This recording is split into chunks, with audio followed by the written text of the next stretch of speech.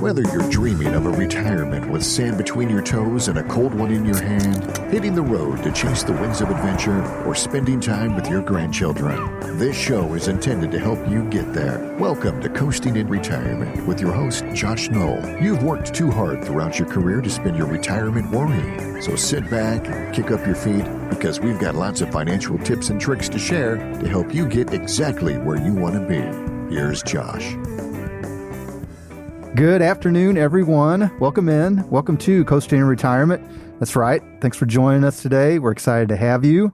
Josh Knoll here, joined by the one and only Michelle Lee Melton, the R2-D2 to my C-3PO, the Woody to my Buzz Lightyear. So Happy New Year, Michelle. How you doing? I am busy today. Yes. Yeah. We're getting a late start in studio, but that's okay. But so, Happy New Year to everyone. Happy New Year, everybody. Happy birthday to me coming up. That's right. That's right. We're just, yeah. So we're back in Coastal College's recording studio, beautiful downtown Fairhope, kicking off our first show of 2024. Now, listeners, Michelle and I are here today to discuss financial topics relevant to those of you in or near retirement, living your best life here along our part of the Gulf Coast. Third Coast. That's right. Here's what we got in store for you today. First segment, deep dive on our topic of the day. Second segment, about 20 minutes past the hour, fan favorite, Michelle with the news of the week. Third segment, roughly 40 minutes past the hour, Josh's crystal ball and your big mouth. Big mouth, that's right. So buckle up. We've got a lot to get to. Quick background on me, again, for those of you new to the show. My name is Josh Knoll. I'm a fee-based financial advisor. I hold my FINRA Series 65 securities license, and I'm the owner of Gulf Coast Financial Advisors. That's an independent investment management and financial planning firm. We have offices in Fairhope and Orange Beach. You can find more information on me and Gulf Coast Financial Advisors by visiting our website, gulfcoastfa.com, or feel free to give us a call at 251-327-2124. Now, if you just missed that, do not worry. We will repeat it several times throughout the show. All right, so Michelle. Yes. Do you realize that we started Coasting in Retirement in December of 2022? I did not know that we'd been doing this for a year. Yeah, technically, I think our first episode might have even gone out the last week of November 2022. Wow. Right? Veteran. So what that means is we were on the air for the entirety of 2023. Not always new episodes. What a year. Yeah, we try to do one every 2 weeks. This year we're going to try to do one every week. That's up to Josh. That's up to me. But, would you say in 2023, as it relates to the economy and to investing, that things all went according to plan? Negative. Okay. What do you think? What did you think that was going to happen in 2023, financially, stock market, whatever, so anything related to the show? What do you think that was going to happen that I thought interest rates would get cut down as a Christmas present. You did? Okay. I did. All right. And I thought, Debbie Downer here, I thought that which is not usually like you. It's not like me. I thought there was no way we were going to avoid a U.S. recession. I really didn't. Well, that's not for certain yet. Well, I'm saying in 2023, okay. In the rearview mirror. We had inflation, war, white-collar crime. That stuff's still going on in 2024. Interest rates, stock market volatility. If any of you all out there that have ever been on the radio. A bank hasn't failed in the first 2 days or 3 days, so that's good. Yeah, you're always concerned, do you have material to fill a show? Well, yes. In my line of work. Fuel for the fodder. That's right. So with that in mind, today we're going to talk about what we learned about money and investing in 2023, and we're going to make some predictions about 2024. And probably most importantly, we're going to discuss why all of these things matter to those of you in or near retirement. So first, I'm going to start with what I thought was my biggest surprise of 2023, and I just listed it, that the U.S. economy somehow avoided a recession. I'm also going to give my thoughts about possibly a recession in 2024. But let's start with this, Michelle. Most economists at the beginning of 2023, do you remember what they were predicting? Most economists, if not all. Well, whatever they predicted was wrong. Well, so to be fair, inflation was above 6%. Food inflation particularly was above 10%. Boo. The Fed had committed to raising interest rates quickly. And did. Yeah, so most economists felt like a recession was unavoidable.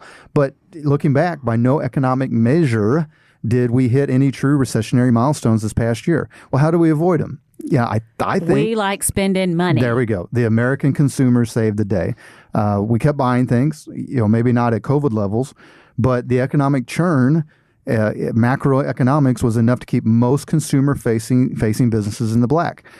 Second, and this is baffling to me and Michelle, I think it is, as baffling as it is. No, I'm baffled. Unemployment stayed low and job growth stayed strong. Yeah. That was a surprise every month that the numbers came out. Yeah. And we're like, where are all these people working? Because we're not seeing it. No.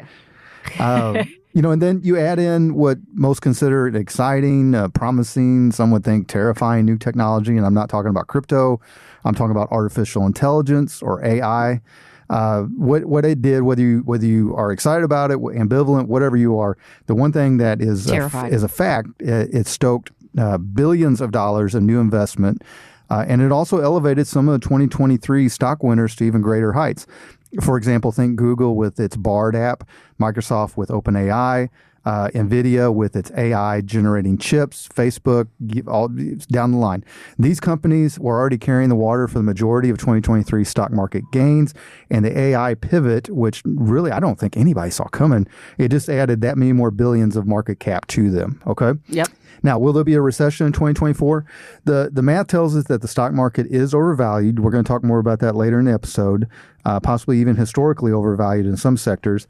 And when and if the Fed does start lowering interest rates, it takes time for that stuff to work its way through the economy. But let me say this. If 2023 taught us anything, is that forecasters don't know they're full of caca stuff, right? I know many, if not most, professional forecasters, economic forecasters. I'm sure they're highly trained. I'm sure they're highly skilled.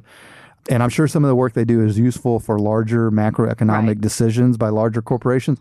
But to be honest, for those of you in or near retirement listening to the show, especially you local small business owners, I would just trust my gut over just about any economic forecast, especially a national forecast. Remember, if the thoughts of a market correction or worse, a market crash, based on some of these forecasts, if these things keep you up at night, there are things you can do in your portfolio to protect yourself. In fact, I'd say there's probably never been more options right now to preserve capital and generate income in retirement. You want to do your homework. Always remember that most financial salespeople are going to give you the sunny side up with their sales pitch. But it's worth your time to investigate your options if if the forecast of a recession or possibly a market crash or possibly a deep recession in 2024 concerns you. If you're interested in having that conversation, give us a call, 251-327-2124. All right. You know what else we learned in 2023, Michelle? What was that? That diversification matters. Variety is the spice of life, Josh. Particularly with folks in or near retirement, particularly those of you all that had a heavy concentration of fixed income or fixed interest investments. Diversification, as far as it relates to investing, that's where you've got a broad basket of different types of securities. You're not all in one sector, like you're not all in tech. You've got different mutual funds, which mutual funds by sheer definition typically add some diversity on their own. But you've got a broad holding of not only equity positions, which are pieces of ownership in companies across multiple sectors, but you also typically will balance that out with bond holdings, which is debt instruments, again, across a wide variety of industries. So what happened was that for 2023 and even going back in 2022 is the part of that diversification that was supposed to kind of be the steady Eddie part. That's your bonds, that's your fixed income. It had its worst year ever in 2022, and it was down in 2021 too. Most people forget because it wasn't nearly as severe as 2022. And here's what was going on, Michelle, with the diversification. People, as we were cruising through 2023, literally up until mid-November, just a handful of weeks ago, the bond market was still depressed. Yeah. And it would have resulted in skunking it up. Unprecedented 3 straight years of bond losses. I don't think that's happened for 20 plus years. Wow. Savvy listeners can check me. So instead, bonds, along with stocks, had a historical rally in the year on a positive note. What changed? Did anything change? I don't know. Well, so remember, again, Michelle, bonds are debt instruments. Right. That, you lend a corporation or municipality or the federal government a certain amount of money in exchange for a guaranteed interest rate over a certain period of time. New bonds started coming out offering higher rates of return based on a higher rate interest environment that was to be more attractive to investors. Mm-hmm. Existing bonds, prices fell. And unless you had callable bonds, the existing bonds did not change their terms on the fly. So with pricing of existing bonds decreasing across the board up until, again, a handful of weeks ago, what changed? What changed was hope. People are sucking it up. That's it. Hoping for the best. Well, it's hope. As nice. famed value investor Benjamin Graham once said, the stock market is a voting machine in the short run and a weighing machine in the long run. So when Fed Chairman Jerome Powell gave investors hope that interest rate cuts are ahead or coming very soon, investor sentiment flipped and resulted in a broad bond rally. Make sense? Yep. So what does that mean for retail investors, especially those of you all in or near retirement? First, I would say don't assume that the bond part of your portfolio is going to sidestep volatility in 2024. All it takes is for the Fed to not meet investors' rate cut expectations, and bond prices will fall again. But on the flip side of that, if interest rates actually decrease, what you should see is further rebounding in existing bond prices. And I think that leads to a good lesson to remember why you carry bonds and fixed income in your portfolio to begin with. Remember, historically, the bond part of your portfolio, most people that have invested for any period of time will recognize the classic 60-40 equity to fixed income portfolio mix. The 40 part of that was supposed to balance out the ups and downs of your 60 part, which is the equity part, or call it a 50-50 or a 70-30. You get the idea. As we just discussed, that got thrown out the window in 2022. You actually, the stocks kind of stayed fairly steady. The bonds are what really took it on the chin. Mm-hmm. And again, it took nearly all of 2023 to rebound. But sure did. What you hope for and what we hope to see is you hope to see some stability on the bond side of your portfolio. But at the end of the day, really what you should be doing is searching for interest and dividends from quality corporations, municipalities, our own federal government. You should be looking for quality things. Now, of course, in some cases, depending on your risk tolerance, there might be an argument to be made to look at high yield bonds, which are commonly known as junk bonds, which surprisingly... We learned about those, too. We did, yeah, which surprisingly ended the year in 2023 with better than historical performance rates. I don't know if you knew that, Michelle, but they actually held water. The junk bonds They did. Pretty solid this year. Doesn't mean they're right for everybody, but that's just information to chew on. And, at the end of the day, does this stuff confuse you, all this? It does, Michelle, sometimes. Yes. Yes. No worries. It's our job to handle this for you and educate you as much as you want to be. Just give us a call, 251-327-2124, or you can always schedule an appointment on our website, gulfcoastfa.com. The FA stands for Financial Advisor. All right, Michelle, I've got one more big thing we learned in 2023, and it's something we discussed often on our show. Annuities are amazing, or can be amazing. Well, I don't know if we go that far. We learned in 2023 that despite Ken Fisher's and Susie Orman's and Dave Ramsey's of the world broadly criticizing them, annuities had their biggest sales year ever this past year, which actually beat their last biggest sales year in just 2022. So 2 consecutive years. Up and up. Right. And here's the thing. I know we're going to discuss this in more detail with you in the headlines, Michelle, but especially on the flip side of that, the bad side of recent SEC action against an annuity salesperson. So let's just briefly touch on this for now. As you regular listeners know, I get irritated with folks in my industry that oversell annuities, particularly those that focus... Or the wrong annuities. They focus only on the positive aspects of an annuity without giving the full picture of it. Or they use misleading language like, it's a bond alternative, or, God help them, they use high-pressure sales tactics, which really irritates me.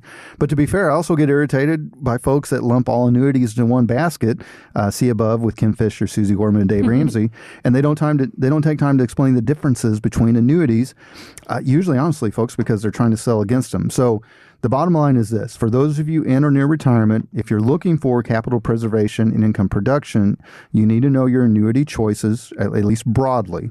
Demand to see the different options if you're dealing with somebody. SPIAs, okay, TIAs, right. Let's talk about that. etc. Yeah, if you understand, if you're dealing with an insurance-only licensed agent, it may be a different type of conversation than you're having with securities licensed advisor.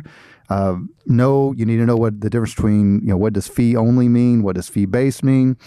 Michelle just mentioned her favorite annuity to say, Single Premium Immediate Annuities, or SPIAs. A SPIA has a radically different role than, for example, a multi-year guaranteed annuity, a MIGA, right? Not as much fun to say, Josh, as SPIA. She likes SPIAs. A variable annuity will have costs and complexity that a deferred income annuity will not. And while there's always going to be some overlap with the purposes of a variable annuity, a VA, or a deferred income annuity, a DIA, the placement of each kind needs to fit your specific situation, not the sales quota of the person presenting it. So if you are in a position where you would like to preserve capital, possibly produce income in retirement, then annuity may be part of the financial planning conversation, but it needs to be a broad-based, fully educational, the good, bad, and the ugly conversation about annuity. So what we can do, if you want to get armed with information, or if you want to take time to find someone to help educate you, we are here, 251-327-2124, especially for those of you all looking at annuities where you give up significant control of your money. So, all right, a couple more things, Michelle, that we learned in 2023. These are smaller things. I'm just going to throw them out there. I mean, get your feedback. One thing that comes to mind that we learned in 2023, despite literally nothing fundamentally changing in the value proposition, despite many people going to jail, crypto still isn't dead. It's not. The SEC might weigh in to their advantage. I mean, in fact, to be fair, the biggest cryptocurrency, Bitcoin, ended the year with pretty significant gains. So I think we talked about last time BlackRock or something was doing well. I think that was one of them. Well, they're trying maybe? to get an ETF with various around crypto, and that's what's been part of the rising tide, if you will. But to be honest with you, I'd be more interested in learning more if there had been some breakthrough in the use of crypto. Sure. Can we do payments easy now? I don't know. No. I mean, nobody knows. No. Is it accepted as valid currency in a strong sovereign nation? No. Negative. Right. I guess there was a crackdown on money laundering, and there was. People went to jail. You could point to FTX and the Binance prosecutions, but yes. I think that should actually scare investors, not encourage them. Right. Agreed. And here we go again with what I call the Bitcoin Beanie Baby musical chair. The thing that concerns me, it always has, is who'll be left holding the bag when this financial thing ends. History will tell us that, unfortunately, it's retail investors that usually get screwed. So Boo. The bottom line is this. We learned that crypto, the Michael Myers of investing, would not die in 2023. But for those of you in or near retirement, maybe stray away. Stay clear of it unless you're just doing it with your play money, okay? It needs to be something that you understand there is, as of right now. You might be setting it on fire. There's really, as of right now, there's no true underlying value, period. No matter, all these use cases, everything that they say that they solve, they actually make it worse, right? Now, could that change? We've talked about this. Yeah, the underlying blockchain, maybe, but I cannot stress it enough. They've had now going on 15 years to prove it. Think about if you had put all your money into this stuff and, these many years go by and you're in retirement and it goes to its true intrinsic value, which is zero. That's not good. All right. No. Last thing we talked about, a little bit of artificial intelligence. Yeah. Why the market rallied. But to be fair to listeners, we'll circle back to that another time. I've got to get more educated. Michelle's scared of it. I'm scared of it. I had some friends that went to the Sphere in Las Vegas last week, and they were talking to these robot AI beings. Yes. And it was very frightening. It's terrifying. Yeah. A little unnerving. Yeah. Okay. Now, as a test case, I'm using Google's Bard AI to see if it'll spit out a readable coasting and retirement book. So stay tuned on that, right? Okay. All right. So a whole book? A whole book. Yeah, we'll see. We'll see. Then how do you take credit for that? Well, you can't. I got to put the inputs in. So I put in all our show scripts. I put in a bunch of. How does that work? I mean, do you give? Well, let's see if I can do any good, Bard and then I'll talk about it on the publishing credits. Or writing credits. How's that work? We're going to find out. Okay. All right, and then we'll talk about it on the show. Okay. All right, so folks, there it is. That's some of our major takeaways from 2023. Basically, a recap. We thought there was going to be a recession. There was not. Artificial intelligence seemed to play a role. Crypto did not die. Annuity sales, despite getting banged on from multiple sides, were the highest ever. Doesn't mean that necessarily means an annuity is right for you. It just means that there's obviously demand out there. And we learned a lot in 2023. I think really what it all ties into is there's a value with all these things and having it stitched together with a financial plan. And, possibly having an experienced advisor by your side as we go into 2024. I mean, if you took the ride in or near retirement, especially easing into retirement in 2023, and you took it by yourself, what a ride you just took, right? So, if you're interested in working with an advisor, or maybe you're not happy with your current advisor or broker, then just give us a call. We're at 251-327-2124. No obligation, no pressure, no BS conversation. Of course, you can also find us at GulfCoastFA.com. That's GULF, like the Gulf of Mexico, Coast, like the show title, FIAs and financialadvisor.com. When you go there, upper right-hand corner is a blue button that'll allow you to put a appointment on my calendar to have a conversation. So, all right, folks, coming up next, there's always a lot going on in the world, and particularly the world of finance. This past week was certainly an example of big news. Every week, Michelle and I scour what she calls the interwebs for helpful financial articles related to our topic of the day, special articles that pertain to those of you in or near retirement. So join us after the break to hear Michelle and I discuss this week's relevant headlines in our Michelle with the News of the Week segment. Stay tuned.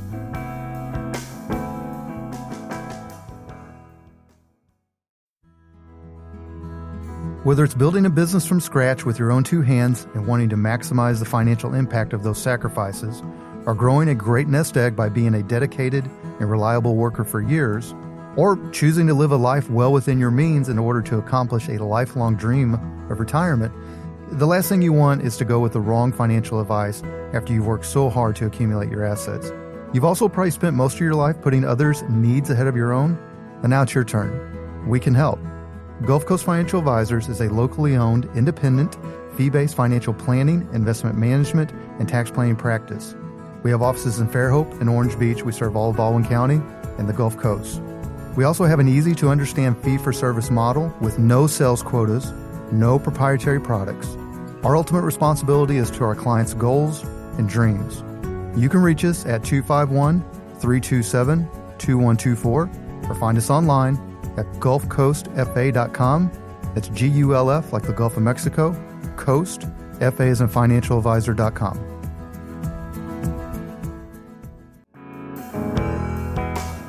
Welcome back to Coasting in Retirement. Your host, Josh Null here. So as we discussed before the break, every week Michelle and I scour the interwebs for helpful financial articles related to our topic of the day, especially articles that pertain to those of you in or near retirement. Our job is to help you all understand how these headlines impact you, especially when it comes to your money. Also, a little note, we include the article links on our show transcript. You can find that on our website, gulfcoastfa.com, under the podcast tab. We put the episodes up the Monday after this airs on Sunday. So, all that said, without further ado, here's Michelle with the news of the week. All right, Josh, let's kick off this year with an article from The Guardian titled "Smiles All Around as Financial Markets End 2023 on an Unexpected High." This article details how growing confidence in a soft landing for the U.S. economy led to a everything stock and bond market rally, and goes in detail on several investing sectors such as tech, artificial intelligence, bonds, gold, and even Bitcoin. This article also touches on something we discussed in the opening segment, that the so-called Magnificent Seven stocks, that is Alphabet, Amazon, Apple, Meta, Microsoft, NVIDIA. And Tesla, right, ended the year up 74% versus 12% for the rest of the world's companies. However, sidebar, they all took a dip in their 2024 debut. That's from Barron's this morning. That's right. Yeah, this week. Right. Yes. Yep. Okay. So I believe most of these companies are heavily involved in artificial intelligence. Yes. Correct. Yes. That's right. Okay. Everyone you listed is, which is kind of amazing, actually. They're all up in it. So here's my question. What do investors take away from an investing year that was basically saved in the last 7 weeks, true, of the year? Is it real, or is it sustainable? Is it a hoax? Is it witchcraft? Yes. Right. Well, I think it's vitally important for investors to understand how the stock market values securities in the short term. So here's the thing, Michelle. If you only look at the raw math methods of valuing stocks, you would often get a very, very different outcome than what the current indexes are telling you. For example, we've talked about price to earnings ratio on this show, right? Yes. Or even if you use even more complex math to find the true intrinsic value of all the stocks on the various exchanges, that final number will undoubtedly be different than what the current market close was. Now, why is that?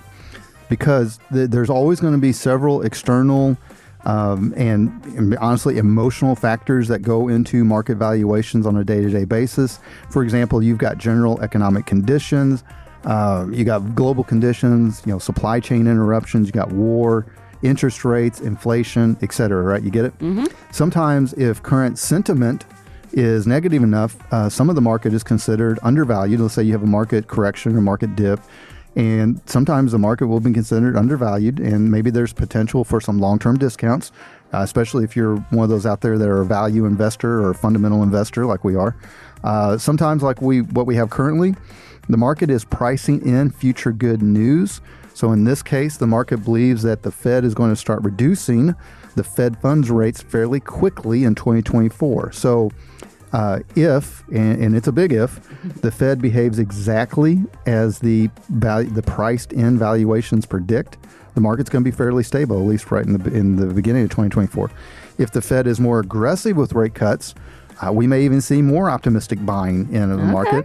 Or on the flip side of that, if inflation creeps in and the Fed does not reduce rates, or Lord help us, increases them again, that's not going to happen. Then current sentiment is going to turn negative, and probably a pretty significant market sell-off will ensue. Probably, get no guarantee.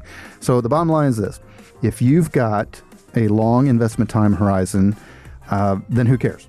I mean, just keep buying and over time. Roll with it. And let dollar cost averaging do the job for you instead of market timing.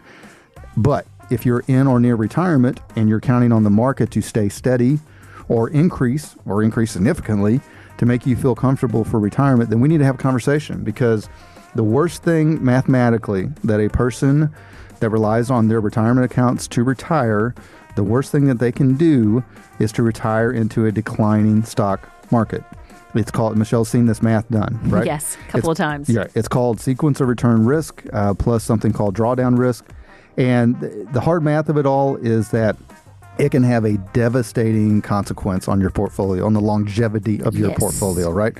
So listen, helping folks navigate these scenarios, helping them try to account for sequence of return risk and longevity in their portfolio, helping them not have the bottom fall out of their retirement accounts that they've worked so hard to accumulate. That is what we do at Gulf Coast Financial Advisors. So 251-327-2124 is the number. Very good. What's next? All right. Okay. Next up is CNBC Business with an article titled "Annuity Sales Are on Track for a Record Year." Yeah, we talked about that in the opening. Yes, we did. And maybe I need some. Not yet. Okay. Here's what to know before buying. So here's what to know before buying. That's the article. Okay.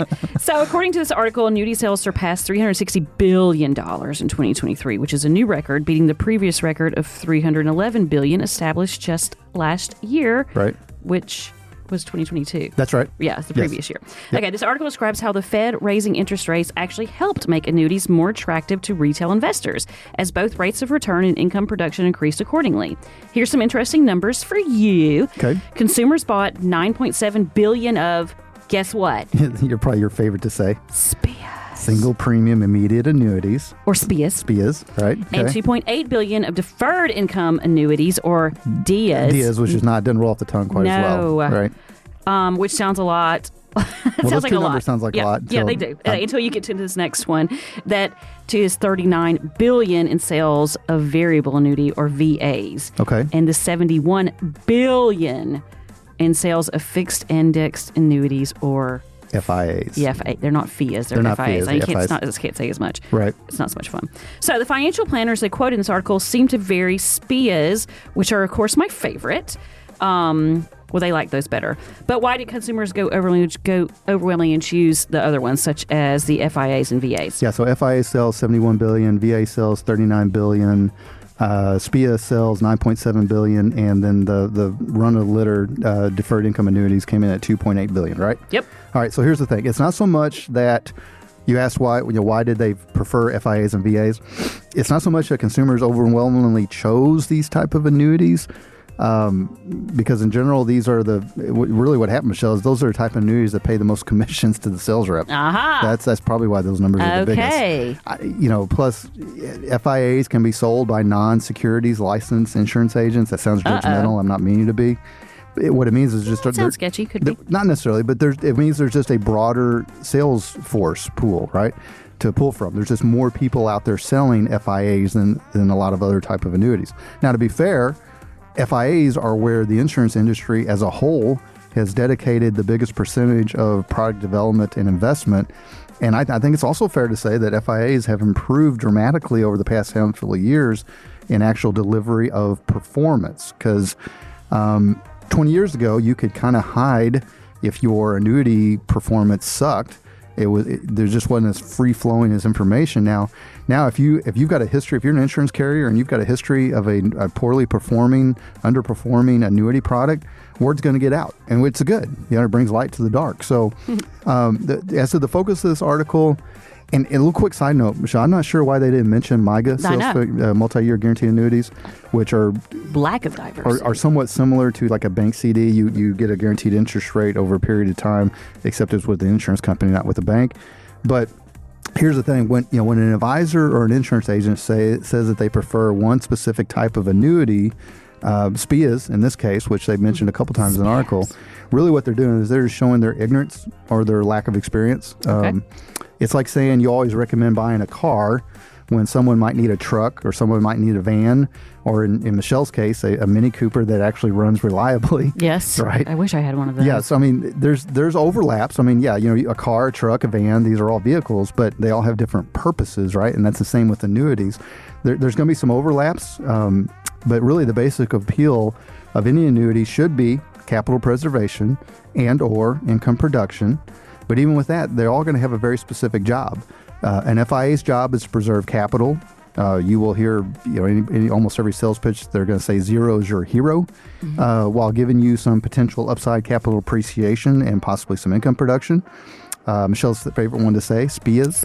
It's to provide guaranteed income right now, right? Yep. While a deferred income annuity later on is providing guaranteed income at some point in the future, right? MYGAs give you guaranteed interest rate.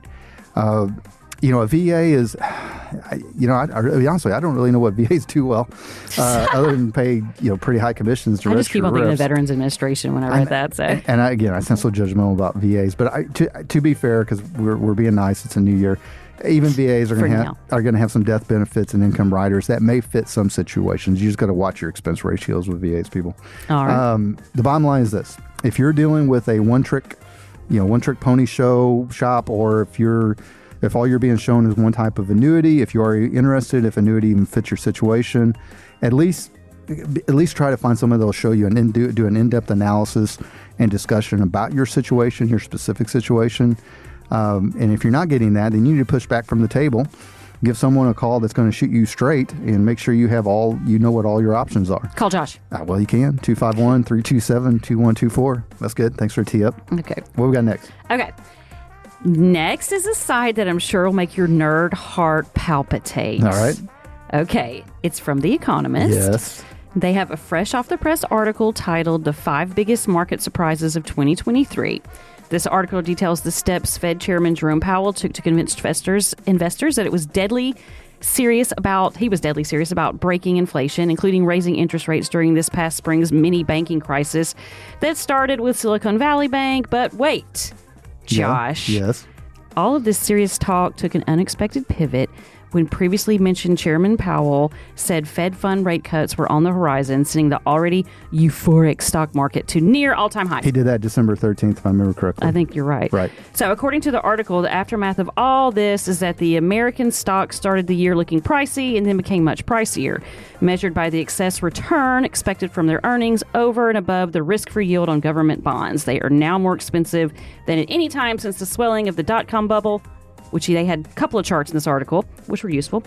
So I would like a plain English explanation of this word salad, plus your opinion on why Chairman Powell changed course so abruptly, which he did. He did, yeah. So and it did change things. It made me look bad on my own radio it show. Did. Thanks, bud. All right, he must have been listening. So listen, you're correct, Michelle. As someone with an economics degree from the Harvard of the Midwest, Missouri State University, I am obviously a fan of The Economist.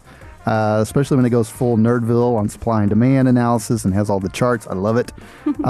What the article is saying is that with current market valuation, say today's closing, there's always some form of baked in future earnings expectations, okay? Or if it's easier to understand, investors are willing to pay a certain price for a stock because they believe the company's future earnings, or you could even say profits, will be a certain amount, right? Okay. The risk-free part, it refers to the interest you would receive on government bonds, right? Particularly federal debt instruments. And what's going on right now is that based on current market valuations, investors are saying that they expect future earnings to be significantly above the return they could get on government bonds. Okay.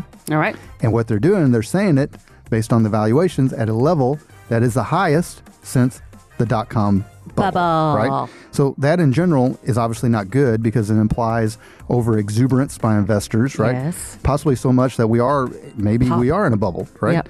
You know, as a counterpoint, you could say that the dot-com bubble was highly concentrated in newer, riskier internet companies. And that tracks for me, as I recall. As you recall, right? We were both coming fresh out of college, I believe. And I was fresh into law school. Right? I was, And this price spread... in Denver, where they did have a lot of .com stuff in Boulder, Denver, and at Winker Splat, yeah. Well, and so this price spread is... Again, compared to the .com bubble, it's more widely distributed than because we really just had an everything stock market rally. But I do think that it's something for those in or near retirement to consider. The wave possibly, at least for now, could be cresting, and maybe it is time to talk about taking gains off the table to use for capital preservation or retirement income production. Now, as far as why Fed Chairman Powell abruptly changed his tune, what I hope is that he has access to very detailed data that clearly spelled out that inflation is behind us and the market is not overvalued like it appears. That a tidal wave of money won't get injected to the financial system again and we repeat this mess all over in 2024. But to be honest with you, the cynical side of me says he probably got tired of the political pressure. I think that's exactly what happened. He was the bad guy. And being the bad guy in certain circles, right? He might have gotten death threats. I mean, who knows? He may be. He to his credit, he's never seemed very concerned with public sentiment, unlike Alan Greenspan, who, in my opinion, always seemed like he was trying to win a popularity contest. But at the end of the day, all this matters as to where you are in the race. If you're at the finish line of your working career or just past it, and you're kind of worried about all these mechanisms, shenanigans, and uncontrollable things because Powell could come out here in next week and totally change his tune again, then having a conversation about how to allocate your assets for the next 20, 30, 40 plus years, it could be one of the most important conversations you ever have. So if you want to have it, 251-327-2124. Give us a call. All right. We got one more? We do. So last article for today is from our friends at The Fool. The Motley Fool. Motley Fool. And this is super positive. It's overly positive, I think. I think this guy's setting himself for a disappointment. But anyway, the article is titled 5 Bold Predictions, and they are very bold, for the stock market and more in 2024. That rhymes when I say it out loud, which I didn't notice earlier. Okay. And why a few will probably be wrong. Okay. Right. And I would say 3 out of 5. That sounds like one of our episode titles. I know, exactly. Right. I've got to say this guy makes your sunny side positive thinking look kind of curmudgeonly because he is crazy positive. Okay. And he thinks the stock market will have a strong year in 2024. The mortgage rates will rapidly decrease, leading to a run-up in housing prices. That the Fed will cut its Fed funds rate not once, not twice, but at least, get this, 8 times in 2024. All right. How many times did it go up last year? Several. I should know that, but I don't. We do. I mean, it had to be 6 or 7. Easy. Right. Okay. So I'm surprised he didn't say that Russia will say sorry to the Ukraine and just check out, that climate change will be solved, that we've got a cure to cancer.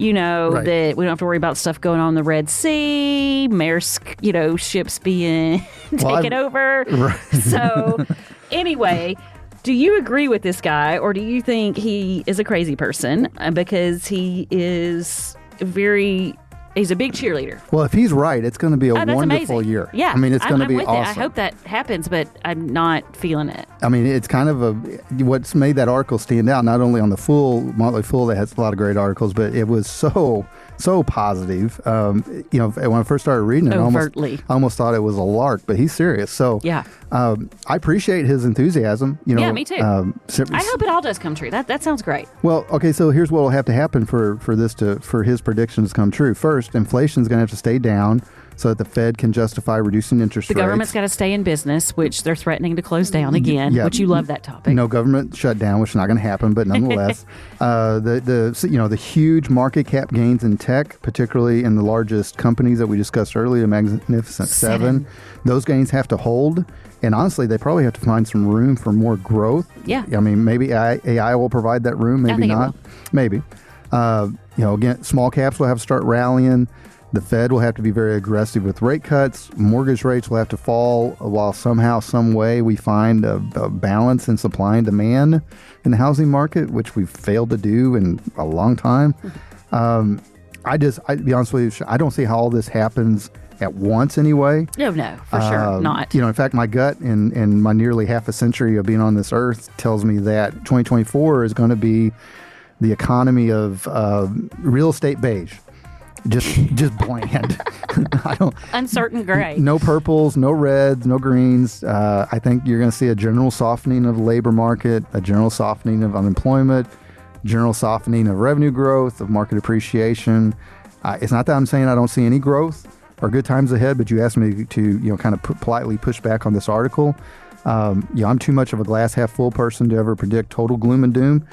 But lest anyone forget, in the mix of everything we just talked about, we are also going to have one of the most contested and interesting presidential elections in 2024. And we've got real issues overseas that have got to be addressed. Yes. So I think, again, if you're in retirement, that kind of helps you determine which way you're going with the conversation on how you account for these things, right? If you're younger, if you're just getting started, or you got time to accumulate, just ignore it and just keep doing what you're doing, put money aside, okay? But if you are in retirement and you want to talk about how these things may impact your assets that you've worked so hard to grow, give us a call, 251-327-2124.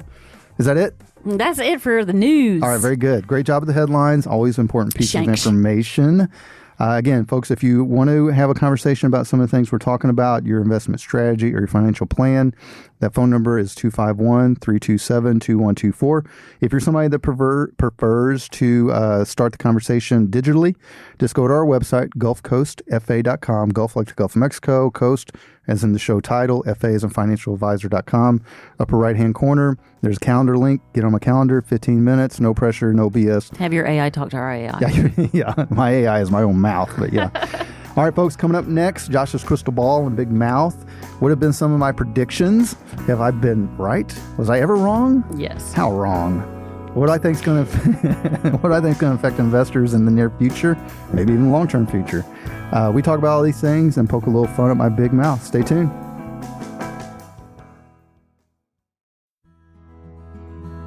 Whether it's building a business from scratch with your own two hands and wanting to maximize the financial impact of those sacrifices, or growing a great nest egg by being a dedicated and reliable worker for years, or choosing to live a life well within your means in order to accomplish a lifelong dream of retirement, the last thing you want is to go with the wrong financial advice after you've worked so hard to accumulate your assets.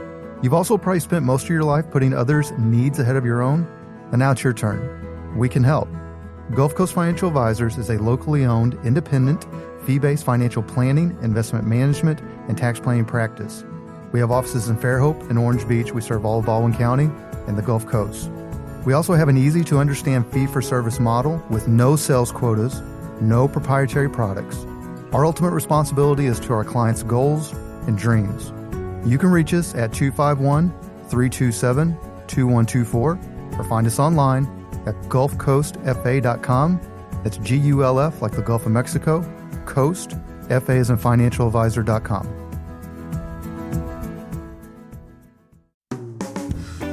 Welcome back. Your host, Josh Knoll here, alongside co-host Michelle. Howdy. So I'm opinionated. I have strong opinions at times. Michelle, I would say a radio show host that isn't probably wouldn't be very interesting to listen to, right? And I am paid in my profession as financial advisor to offer professional guidance and my opinions. Again, otherwise, what use would I be? So sometimes I feel so strongly about something, I talk about it publicly. And I feel like I'm usually proved right because I'm fairly skeptical about my industry.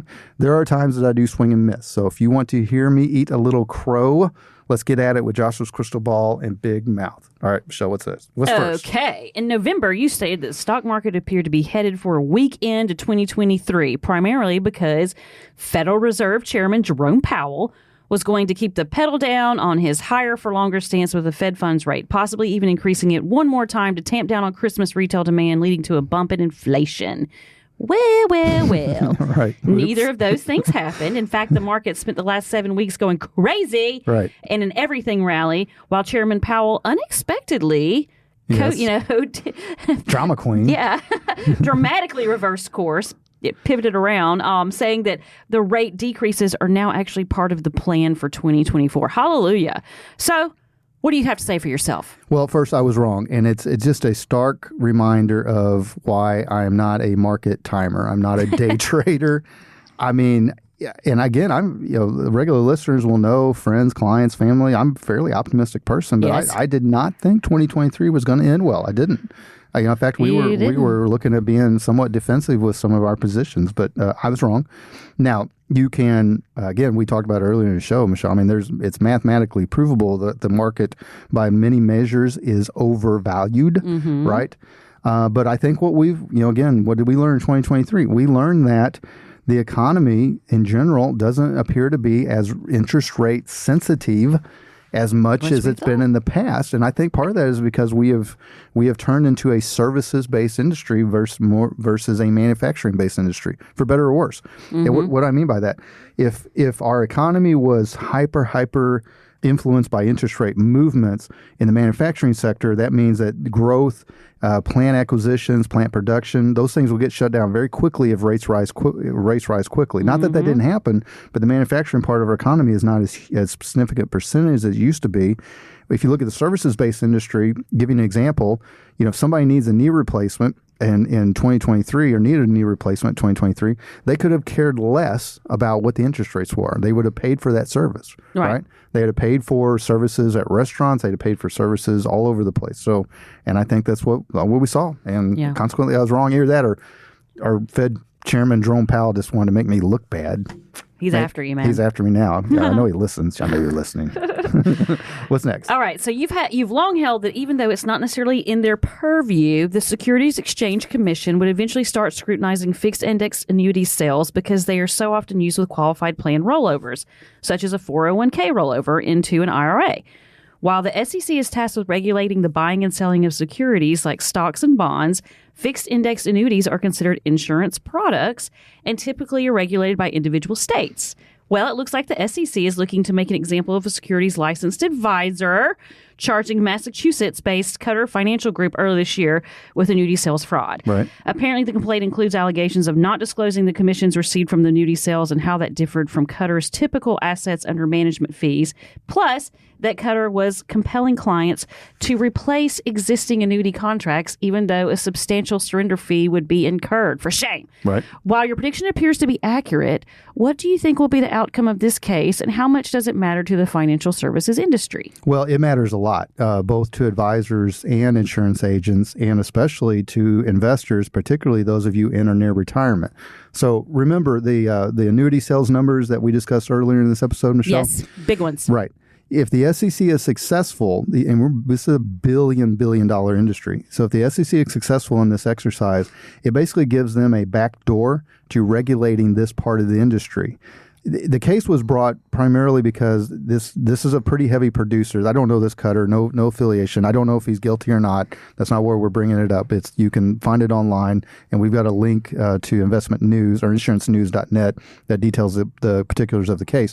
But the point of it is they went after him, I think, as a case example because he generated many millions in commissions. And the fact that nearly every client, according to the complaint, every client was presented with a quote-unquote 3-bucket approach that always, every time included a fixed index annuity, right? Now, why is that a problem? Well, it's a problem because annuity is not always the answer, right?